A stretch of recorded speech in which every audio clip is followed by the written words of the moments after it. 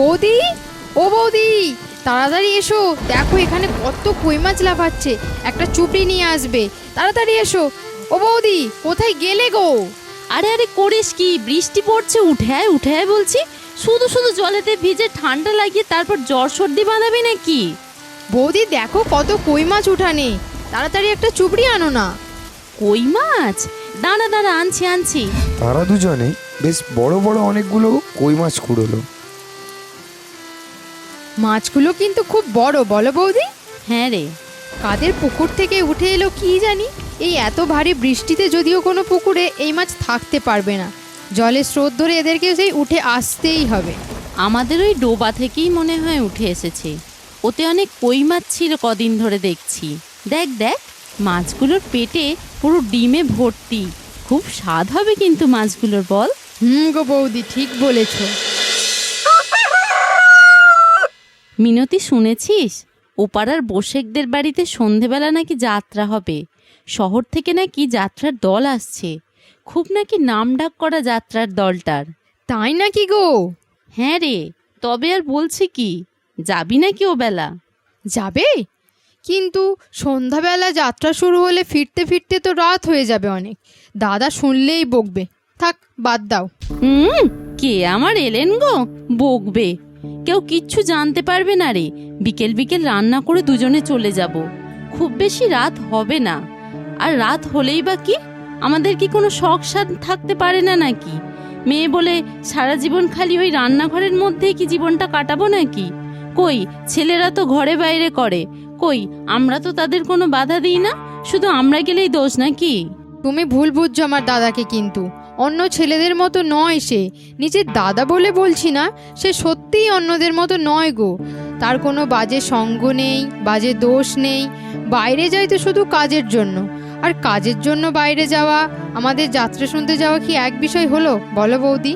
তাহলে তুই বসে থাক ঘরের কোণে, তুই না যাস তো আমি একাই যাব। সকালে যখন পুকুরে জল আনতে গিয়েছিলাম তখন ঘোষদের বড় বউ বলছিল যাবে, তার সঙ্গেই না হয় চলে যাব আমি তবে যাবই। তুমি যাবেই, তাই তো? তাহলে তো আমার ভাগে আরও শাস্তি বাড়বে। দাদা যখন এসে দেখবে তুমি ঘরে নেই, তুমি একাই পাড়ার বউদের সঙ্গে যাত্রা শুনতে গেছো, তখন তো আমাকে আরও বেশি বকবে। তার চেয়ে চলো, আমিও যাচ্ছি, তবে ওই ঘোষেদের বড় বউদের সাথে না, তুমি আর আমি যাব। ঠিক আছে, তবে বিকেল বিকেল রান্না করে নেব, কেমন? আচ্ছা বেশ, ঠিক আছে। কিরে, যাবি না বলছিলিস তো, না গেলে ঠকে যেতিস না? হ্যাঁ গো বৌদি, যাত্রাটা সত্যিই খুব ভালো হয়েছে। এমন যাত্রা আমি জীবনে কোনো দিন দেখিনি। না গেলে এত ভালো যাত্রা আমার জীবনে আর দেখা হতো না। তবে নায়কের থেকে খলনায়কের যে অভিনয় করছিল তাকে আমার বেশি ভালো লেগেছে। কি রে, শেষে কিনা খলনায়ককে মনে ধরলো? ছি, তুমি যে কি বলো না বৌদি। আমি তবে এর থেকে অনেক ভালো ভালো যাত্রা দেখেছি বিয়ের আগে, তবে যাত্রার থেকেও থিয়েটার আরও ভালো, বুঝলি? তবে বিয়ের পর থেকে তো আমার আর কিছুই দেখা হয়নি। থিয়েটার?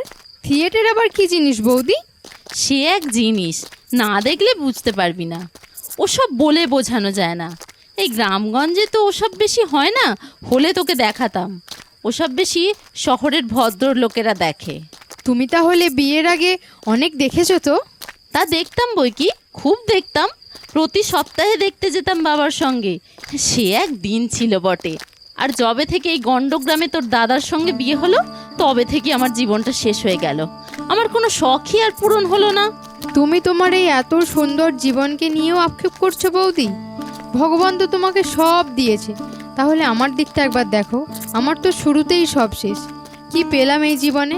তোমায় তো দাদা কত ভালোবাসে, তুমি সেগুলোকে অবহেলা করে মাটিতে ফেলে দাও কেন? ভালোবাসা অমন শুকনো ভালোবাসতে সবাই পারে। তোর দাদা আমার কটা শখ পূরণ করে। এটা ওটা আবদার করলে কটা জিনিস কিনে আনে। যে মানুষ তার বউয়ের শখ পূরণ করতে পারে না, তারা বিয়ে করে কেন? তাদের বিয়ে করাই উচিত নয়। কেন? দাদা তো তোমায় সাধ্যমতো কত কিছুই তোমার শখের জিনিস এনে দেয়। হ্যাঁ, এমন জিনিস এনে দেয় যে তার হাতে পড়তে গিয়ে পায়ে টান পড়ে যায়, আর পায়ে পড়তে গিয়ে হাতে। ঠিক আছে, পা চালিয়ে চলো, অনেক রাত হয়ে গেছে। আমি জোরেই হাঁটছি, তুই চল। ইন্দু আর মিনতি যখন ঘরে পৌঁছালো তখন রাত 11টা। পাড়া গাঁয়ের মেয়ে সাধারণত এত রাতে বাইরে থাকে না, তার উপর যেখানে তাদের সাথে কোনো ছেলে সঙ্গী নেই, সেখানে কেবল দুটো মেয়ে এত রাতে বাড়ির বাইরে থাকার কথা তো ভাবাই যায় না। ইন্দু ভদ্রবাড়ির বউ, মিনতি বিধবা।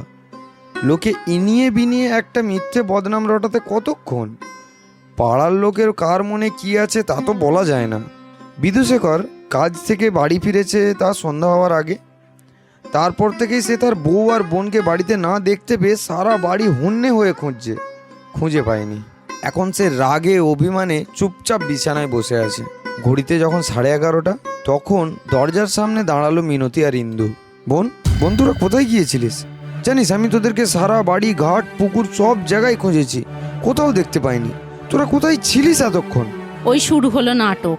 দাদা, আমরা বসেকদের বাড়িতে যাত্রা শুনতে গিয়েছিলাম। ও বেলায় মাছ বাঁচতে বাঁচতে ঠিক হলো যাওয়ার কথাটা। আগে থেকে কেউই কিছু জানতাম না যে আমরা যাব, না হলে তোমাকে বলে যেতাম। জানো, খুব সুন্দর যাত্রা হয়েছে। তুমি গেলে তোমারও খুব ভালো লাগতো, কিন্তু তুমি তো বাড়িতেই ছিলে না, তাই আমরা। এত রাতে কেউ যাত্রা শুনতে যায়? যাব না তো কি করব? তোমার তো ক্ষমতা নেই যে 2 পয়সা খরচ করে আমাদেরকে বাইরে ঘুরতে নিয়ে যাওয়ার। বিনা পয়সায় যাত্রা হচ্ছিল, শুনতে গেছি, তো তাতেও তোমার এত অসুবিধা কিসের? আমাদের সাহস আছে তাই আমরা রাতকে ভয় পাই না। তুমি তো কাপুরুষ, তুমি ঘরে দৌড় দিয়ে বসে থাকো তোমার যদি অত ভয়। বৌদি, এ তুমি কি বলছো দাদাকে? মুখে যা আসছে তুমি তাই বলবে? কাকে কি বলছো একটু 7-5 ভেবে বলো। দাদা তো তেমন কিছুই বলেনি আমাদেরকে, বরং উল্টে তুমি উল্টোপাল্টা বলছো দাদাকে। তুমি জানো, স্বামীকে অসম্মান করা মানে স্বয়ং ঈশ্বরকে অসম্মান করা। তোর তো স্বামী নেই, বিয়ে হতে না হতেই তো স্বামীকে খেয়েছিস। স্বামী নিয়ে আবারও তো জ্ঞান দিতে আসিস কেন রে? ও মুখে তোর জ্ঞান দেওয়াও সাজে না। ইন্দু, তোমার কি মতিভ্রম হলো নাকি? এতক্ষণ তুমি আমায় অপমান করেও তোমার শান্তি হলো না, এখন তুমি আবার আমার বোনকে অপমান করছো। কেন সবসময় এমন করো তুমি? একটু শান্তিতে থাকতে কি তোমার ইচ্ছা করে না, নাকি আমাকে দেখলেই তোমারও সবসময় অশান্তি করতে মন চায়? আমি অশান্তি করি তাই তো? ঠিক আছে, আমি খেতে গেলাম। তোমাদের যদি খাবার মন চায় তো চলে আসো। যা বোন, তুই গিয়ে তোর বৌদির সাথে কিছু খেয়ে ঘুমিয়ে পড়, আমি একটু পরে যাচ্ছি। আজ আমি আর কিছু খাবো না দাদা, ভালো লাগছে না খেতে, শুয়ে পড়ছি আমি। না খেয়ে ঘুমোস নি বোন, ঝোঁকের মাথায় তোর বৌদি ও কথাটা বলে ফেলেছে। আমার অবস্থা যাই হোক, তোর বৌদি কিন্তু তোকে খুব ভালোবাসে, রাগ করিস না তোর বৌদির ওপর। যা বোন আমার। আমার নিজের জন্য কষ্ট হয় না গো দাদা, তোমার জন্যই কষ্ট হয়। তুমি কত ভালো, সরল, সাদাসিধে, কারোর কোনো সাথে পাশে থাকো না। বৌদিকে কত ভালোবাসো, অথচ দেখো বৌদি তোমায় কোনো দিনই এতটুকু বুঝলো না। এটা যে আমি চোখে দেখতে পারি না গো দাদা। ঠিক আছে, বাদ দে, খেতে চল। না দাদা, সব বাদ দেওয়া যায় না। সব কিছু বাদ দিয়ে দিয়ে আজ এই অবস্থা। তুমি একটু শক্ত হাতে হালটা ধরো এবার দাদা। পুরুষ মানুষকে এত নরম হলে চলে না, একটু শক্ত করে হালটা ধরো, নইলে যে সব ভেসে যাবে এবার। কিচ্ছু হবে না, তুই তো আছিস আমার সংসারে ঘর আলো করে, ভয় কি আমার? তুই যে আমার সংসারের কাণ্ডারি, বৌদির ওই ছোটোখাটো ভুলগুলো নিজের হাতে সংশোধন করে নিস। সত্যি দাদা, তুমি যে কি দিয়ে গড়া তাই শুধু ভাবি। এত খারাপ অকথা কুকথা শোনায় রাত দিন তোমাকে, তারপরেও তোমার মনে শুধু এত দয়া আর ক্ষমা কোথা থেকে পাও গো দাদা? কারণ আমি তো তোরই দাদা। ধুর। চল খেতে চল এবার। হ্যাঁ চলো।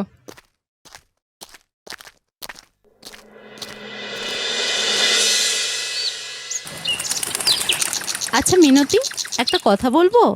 হ্যাঁ বলো না। আচ্ছা, তোর আর বিয়ে করতে ইচ্ছা করে না? আবার বিয়ে? এ তুমি কি বলছো গো বৌদি?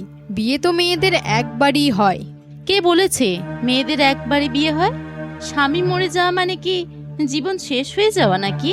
অত শত আমি বুঝি না বাবা, তবে আমার ওসব কথা ভাবাও পাপ। আমি শুধু এটাই জানি, তুমি শিক্ষিত, বড় স্কুলে পড়েছো বলে তুমি এত কথা মুখ দিয়ে বলে ফেলো, কিন্তু আমি পারবো না। ওটাই তো তোদের মতো মেয়েদের সমস্যা। তোরা পড়াশোনা শিখবি নি, অশিক্ষিত হয়ে সারা জীবন যে যা বোঝাবে তাই বুঝে যাস, নিজে থেকে কোনোদিন ঠিক ভুল যাচাইও করিস না। আচ্ছা তুই বল, মেয়েরা যদি দ্বিতীয় বিয়ে করে তো অসুবিধে কোথায়? কে কি করবে করুক না, তাতে আমি তো বাদ সাধবো না, কিন্তু আমার আর হবে না, এই আমি বেশ ভালোবাসি। তোর জায়গায় থাকলে আমি কিন্তু করে ফেলতাম। ছি ছি ছি, ও কথা বলো না বৌদি, ও কথা মুখেও এনো না। কেউ কি এমন জীবন চায় নাকি? দাদা দীর্ঘজীবী হোক, তোমার সিথির সিঁদুর অক্ষয় হোক, তবে তুমি এমন কথার মুখে এনো না, এতে আমি খুব কষ্ট পাই। তোর আবার সবেতেই বাড়াবাড়ি। কি আর করব বলো, আমার দাদাটাকে যে আমি বড্ড ভালোবাসি, আর ও আর তুমি ছাড়া তো আমার পৃথিবীতে আর কেউ নেই। তরকারিতে আরেকটু নুন দে মিনতি, তুই বড্ড এই কদিন নুনটা কম দিচ্ছিস তরকারিতে। কম হচ্ছে? আচ্ছা দাঁড়াও, একটু দিই তবে। আচ্ছা বৌদি, দাদা কোথায় গো? সকাল থেকে দেখছি না তো দাদাকে। শহরে যাবে বলছিল কাল রাত্রে, ভোর ভোর উঠেই মনে হয় চলে গেছে। ও কখন ফিরবে কিছু বলে গেছে? দুপুরে ফিরে পড়বে বলেছে। আচ্ছা সন্ধেবেলা কচুরি ভাজবি মিনতি, অনেকদিন কচুরি হয়নি। ঠিক আছে, তাহলে তাই হবে। তাহলে একটু ছোলার ডাল ভিজিয়ে রাখো না, ছোলার ডাল আর কচুরি হবে। ঠিক আছে। সন্ধ্যা পেরিয়ে রাত নামলো গ্রামের বুকে, কিন্তু বিধুশেখর এখনো শহর থেকে বাড়ি ফিরল না। যে মানুষটার দুপুরবেলা বাড়ি ফেরার কথা ছিল, সে এখনো ফিরল না। মিনতি আর ইন্দুর সত্যিই খুব চিন্তা হচ্ছিল। কচুরি আর ছোলার ডাল তাদের আর করা হলো না।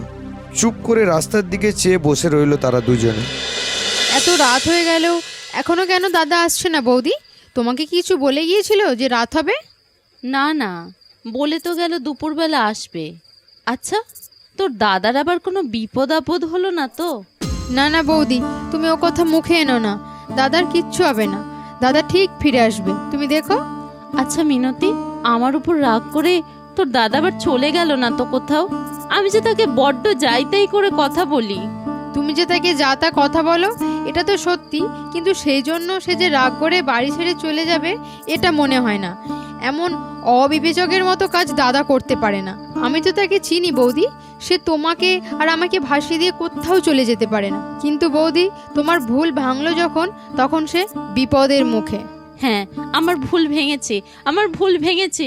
আমি বড্ড অন্যায় করে ফেলেছি তার সঙ্গে। আমি আর তার সঙ্গে কখনো এমন খারাপ ব্যবহার করব না।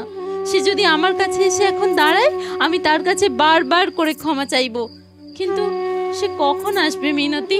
আমি যে আর পারছি না, আমার যে বড্ড চিন্তা হচ্ছে। রাত 1টা বেজে গেল, এখনো ঘরে এলো না দাদা। কি যে হচ্ছে কিছুই তো বুঝতে পারছি না। আমরা দুটো মেয়ে মানুষ ছাড়া ঘরে তো আর কেউই নেই যে কাউকে পাঠাবো।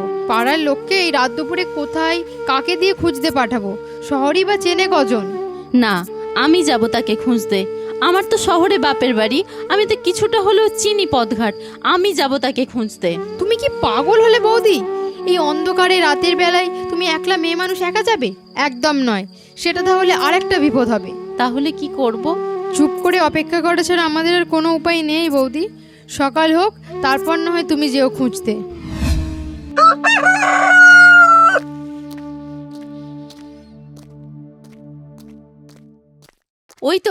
ওই তো মিনতি, দেখ দেখ, তোর দাদা এসেছে, দেখ। কোথায় ছিলে দাদা তুমি এতক্ষণ? কাল কেন বাড়ি ফেরোনি? সারা রাত কোথায় ছিলে তুমি? দাঁড়া দাঁড়া দাঁড়া, একটু বসি, সব বলছি। কাল তো দুপুরেই আমার বাড়ি ফেরার কথা ছিল, কিন্তু কাজ সারতে সারতে একটু বিকেল হয়ে গিয়েছিল। কিন্তু হলো আর এক বিপদ। ট্রেন লাইনে নাকি কি সমস্যা থাকার কারণে ট্রেন বন্ধ। সারা রাত কোনো ট্রেন নেই। প্ল্যাটফর্মেই বসে বসে সারা রাত কাটালাম। এই এখন বাড়ি ফিরলাম। তাই যাই হোক, ভগবানের কৃপায় ভালোই ভালোই যে তুমি বাড়ি ফিরে আসতে পেরেছো, এই ভালো। জানো, তোমার জন্য একজনের খুব চিন্তা হচ্ছিল দাদা। তোমাকে এইবার সে শহরে একাই খুঁজতে যাবে বলে। তাই নাকি? কে সেই বীরঙ্গনা? সে নিশ্চয় আমার বউ ছাড়া আর কেউ নয়। আমাকে ক্ষমা করে দাও তুমি। কি জন্য ক্ষমা? খুঁজতে যাওয়ার সাহস দেখিয়েছিলে বলে? না, তোমায় আমি জীবনে কিছুই দিতে পারিনি।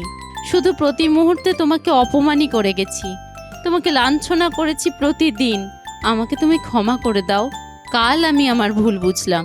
কাল ওই বিপদের রাত যদি না আসতো, তাহলে হয়তো বুঝতেই পারতাম না যে স্বামী আসলে কি জিনিস, স্বামী না থাকার যন্ত্রণাটা আসলে ঠিক কতটা। ঠিক আছে, তুমি যে তোমার ভুল বুঝতে পেরেছো, এটাতেই আমি খুশি। ভুল তো মানুষ মাত্রই হয়।